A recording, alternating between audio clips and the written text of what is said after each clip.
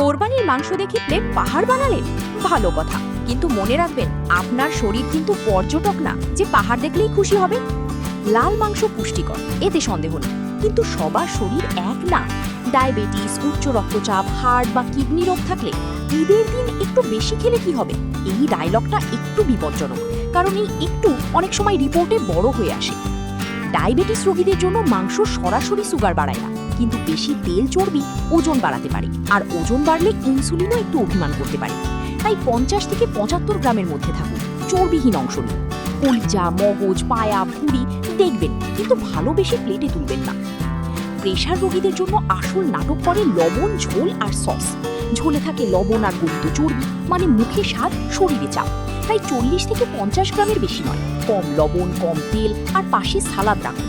আর একটু ঝোল দাও, প্রেশার মেশিন তখন হাততালি দেয়।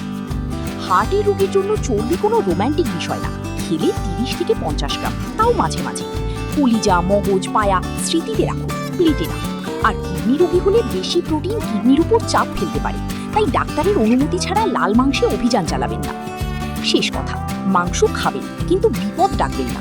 চর্বি কেটে ফেলুন, কম তেল লবণে রান্না করুন, ভাজা কমিয়ে গ্রিল, সেদ্ধ বা কম দিনের রান্না বেছে নিন। রোগ থাকলে নিজের ডাক্তার বা ডায়েটিশিয়ানের পরামর্শ মেনে চলুন। কোরবানির আনন্দ হোক স্বাস্থ্যকর, হাসপাতালের গল্প না। স্বাস্থ্য সম্পর্কিত কোনো সমস্যা হলে আপনি doctorchai.com থেকে অ্যাপয়েন্টমেন্ট বুক করতে পারেন। আপনি যদি অসুস্থ হন এবং দেশ বা বিদেশে থাকেন, তাহলে আপনার সমস্যা আমাদের স্ক্রিনে দেখানো হোয়াটসঅ্যাপ নম্বরে পাঠান। আমাদের অভিজ্ঞ ডাক্তার শীঘ্রই আপনার সাথে যোগাযোগ করবেন।